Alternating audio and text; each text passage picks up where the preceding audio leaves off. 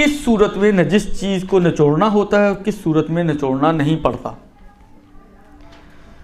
دیکھیں جب بھی نجس چیز ایسی ہو جس کو آپ پاک کر رہے ہیں کہ جو پانی کو ایبزارب کرے اپنے اندر، کپڑے کی طرح، کپڑا ہے، قالین ہے، یا مثلاً فرض کریں سویٹر ہیں، پینٹیں وغیرہ ہیں، جو بھی اس ٹائپ کی چیزیں جو پانی کو ایبزارب کرتی ہیں ان کو نچوڑنا ضروری ہے.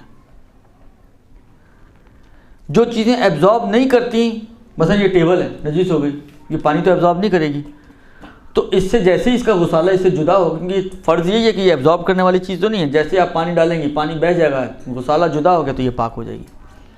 یہاں پہ پھر نچوڑنے وغیرہ کی کوئی بات نہیں آتی ہے.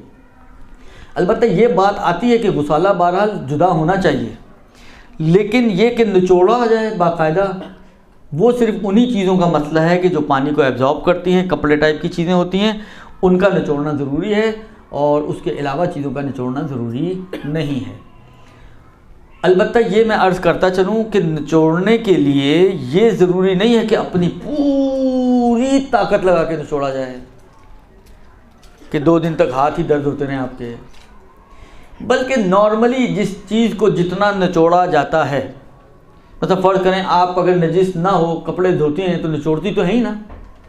ایسا تو نہیں کہ صرف نجس کپڑے نچوڑتے ہو انسان، جب نارملی بھی کپڑے دھوتے ہیں تو نچوڑا جاتا ہے کپڑوں کو، پھر سوکھنے ڈالا جاتا ہے. اگر کوئی ایسا کرتا ہو، کوئی یہ بھی کر سکتا ہے سستی کا مارا ہوا کہ ایسے ہی نکالے پانی سے اور ڈال لے، خود ہی پانی نکل جائے گا، تو ایسے لوگ بھی ہوتے ہیں. لیکن نارمل جو ہے وہ یہ نہیں ہے، یہ ایب نارملٹی ہے. نارمل یہ ہے کہ بالآخر انسان کچھ حد تک نچوڑتا ہے اور پھر اس کو سوکھنے ڈالتا ہے.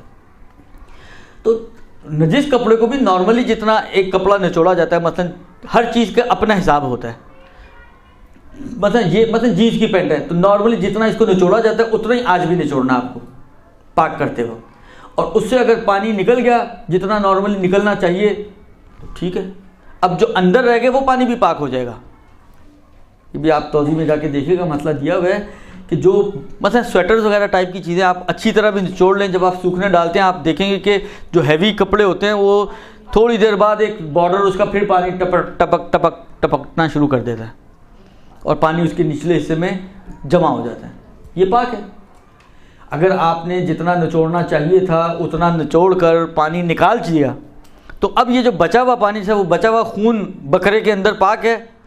اسی طریقے سے یہ بچا ہوا پانی بھی اس کپڑے کے اندر پاک ہے. لہذا اس کے لیے اب آپ پھر دوبارہ کہیں اوہو یہ تو پھر آ گیا، پھر نچوڑیں، پھر تھوڑی دیر بعد پھر آ گیا، پھر نچوڑیں، تو آپ ایک کرسی لگا کے وہیں بیٹھ گئے، کیونکہ ہر تھوڑی دیر بعد وہ پانی آئے گا. درست؟ بس یہ ضروری نہیں ہے آپ کو جینس کی پینٹ نچوڑنی ہے تو بھولو پہلوان کو بلانے کی ضرورت نہیں ہے. آپ اپنی ہی طاقت سے، نارمل طاقت سے جتنا نچوڑنا چاہیے نچوڑ لیں، کافی ہو جائے گا. یہ بھی عرض کر دوں، اب سوال یہاں پر لوگ پوچھتے ہیں اس لیے عرض کر دوں کہ جی مثلا فرض کریں کہ بعض ہیوی چیزیں ان کو کیسے نچوڑا جائے، مثلا کارپیٹ پاک کریں اب کیسے نچوڑیں؟ یہ تو بھولو پہلوان بھی نہیں نچوڑ سکتا، تو کون اٹھائے گا اس کو اور کون نچوڑے گا اس کو؟ تو نچوڑنا ضروری نہیں ہے، کوئی بھی ایسا کام کہ جس کے ذریعے اس کے اندر کا پانی نکل آئے. ایران میں بہت زیادہ خواتین کو شوق ہوتا ہے کارپیٹ دھونے کا، اور آپ پتہ نہیں کتنا حد تک آپ نے دیکھا ہے، ورنہ وہ سڑکوں پہ دھو رہی ہوتی ہیں، خاص طور پہ جو نوروز کے ایام شروع ہونے والے ہیں نا، تو ابھی آپ جا کے دیکھیں تو وہاں تو ایک افراتفری ہوگی، ہر دوسری خاتون گھر کے باہر کارپیٹ دھو رہی ہوتی ہے. تو وہ کیسے نچوڑتی ہیں؟ یا وائپر سے، یا کیا کرتی ہیں ان کو فولڈ کیا اور اس کے اوپر اچھلنا شروع کر دیا. بالآخر پانی نکالنا ہے نا، اچھل کے پانی نکال دیا.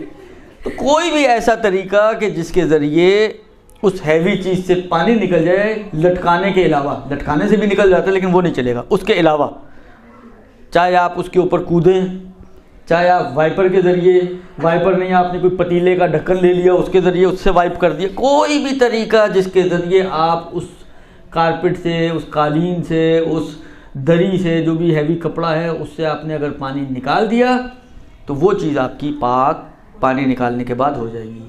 بس جو ایبزارب کرنے والی چیزیں ہیں ان میں نچوڑنا ضروری ہے، جو ایبزارب نہیں کرتی ہیں ان میں نچوڑنا ضروری نہیں ہے. وصلی اللہ علیہ وآلہ وسلم. برحمتك يا أرحم الراحمين وصلى الله على محمد وآله